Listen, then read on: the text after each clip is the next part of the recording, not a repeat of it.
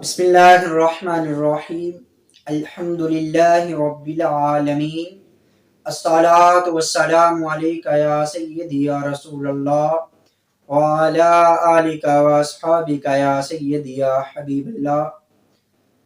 اللہ تعالیٰ کے عظیم بابرکت نام سے آغاز کرتے ہیں جو ہمارا خالق و مالک ہے۔ ہمارا بخاری شریف کا درس چل رہا تھا۔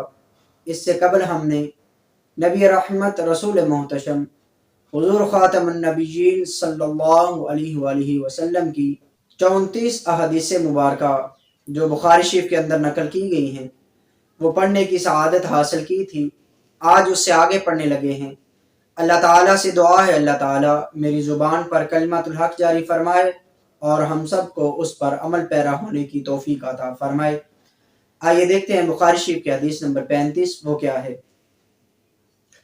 عن ابی ہریرہ رضی اللہ تعالی عنہ قال قال رسول اللہ صلی اللہ علیہ وآلہ وسلم من یقم لیلۃ القدر ایمانا و احتسابا غفر له ما تقدم من ذنبہ۔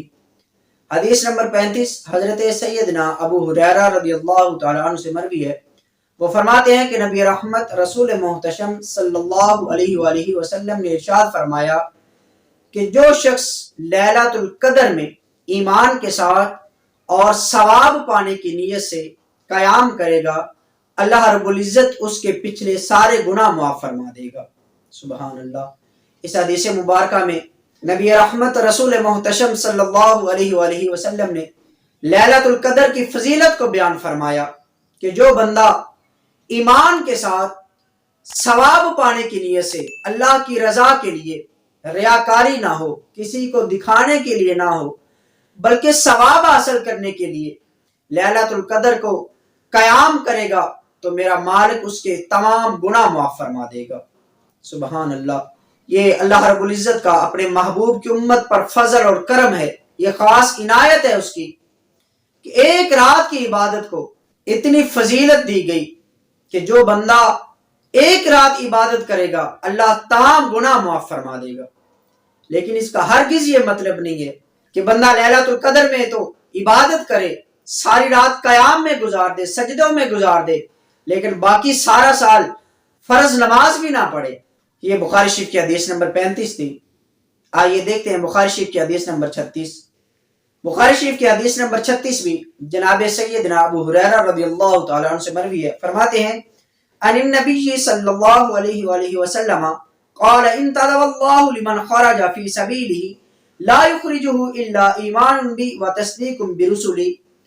فرماتے ہیں نبی رحمت رسول محتشم صلی اللہ علیہ وآلہ وسلم نے ارشاد فرمایا کہ اللہ تعالیٰ اس شخص کا ضامن ہے جو اپنے گھر سے اللہ رب العزت کی راہ میں نکلا، اور اس کا گھر سے نکلنا صرف اس لیے تھا کہ وہ مجھ پر ایمان لائے اور میرے رسولوں کی تصدیق کرے۔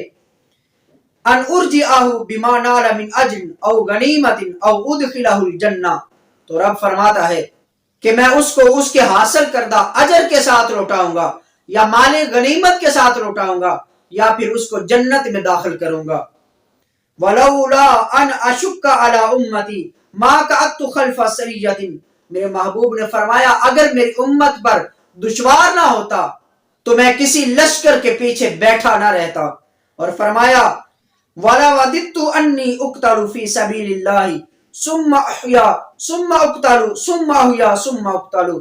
اور میرے محبوب نے ارشاد فرمایا کہ میں اس بات کو ضرور پسند کرتا ہوں کہ میں اللہ رب العزت کی راہ میں شہید کیا جاؤں، پھر زندہ کیا جاؤں، پھر شہید کیا جاؤں، پھر زندہ کیا جاؤں اور پھر شہید کیا جاؤں۔ سبحان اللہ۔ اس حدیث مبارکہ میں شہادت کی فضیلت کو بیان کیا گیا ہے، جہاد کی فضیلت کو بیان کیا گیا ہے کہ جو بندہ اللہ رب العزت کی راہ میں جہاد کرنے کے لیے نکلے گا تو اللہ رب العزت اس کو جنت میں جگہ عطا فرمائے گا۔ یہ بخاری شریف کی حدیث نمبر 36 تھی۔ بخاری شریف کی حدیث نمبر 37 بھی حضرت سیدنا ابو ہریرہ رضی اللہ تعالیٰ عنہ سے مروی ہے۔ آئیے دیکھتے ہیں وہ کیا ہے۔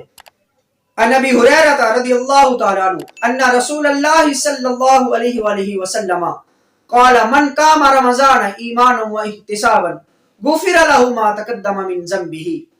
سیدنا ابو ہریرہ رضی اللہ تعالیٰ عنہ فرماتے ہیں کہ کریم آقا صلی اللہ علیہ وآلہ وسلم نے ارشاد فرمایا کہ جو بندہ رمضان مبارک میں ایمان کے ساتھ اور طلب ثواب کے لیے قیام کرے گا، رمضان مبارک میں قیام کرے گا، تو میرا رب اس کے پچھلے تمام گناہ معاف فرما دے گا۔ سبحان اللہ۔ اس حدیث مبارکہ میں رمضان مبارک میں قیام کرنے کی فضیلت کو بیان کیا گیا، تراویح پڑھنے کی فضیلت کو بیان کیا گیا کہ جو بندہ رمضان مبارک میں اللہ کی رضا کے لیے ثواب پانے کی نیت سے رمضان مبارک میں قیام کرے گا، نوافل پڑھے گا، تراویح پڑھے گا، نمازیں پڑھے گا، تو میرا رب اس کے پچھلے تمام گناہ معاف فرما دے گا۔ یہ بخاری شریف کی حدیث نمبر 37 تھی۔ آئیے دیکھتے ہیں بخاری شریف کی حدیث نمبر 38 وہ کیا ہے۔ ان ابی ہریرہ رضی اللہ تعالی عنہ قال قال رسول اللہ صلی اللہ علیہ وآلہ وسلم من صام رمضان ایمانا و احتسابا غفر له ما تقدم۔ حدیث نمبر 38 بھی جناب سیدنا ابو ہریرہ رضی اللہ تعالی عنہ سے مروی ہے۔ فرماتے ہیں کہ نبی رحمت رسول محتشم صلی اللہ علیہ وآلہ وسلم نے ارشاد فرمایا کہ جو بندہ رمضان مبارک میں روزے رکھے گا ایمان کے ساتھ اور طلب ثواب کے لیے، اللہ کی رضا حاصل کرنے کے لیے، تو میرے محبوب نے فرمایا اللہ رب العزت اس کے پچھلے تمام گناہ معاف فرما دے گا۔ سبحان اللہ۔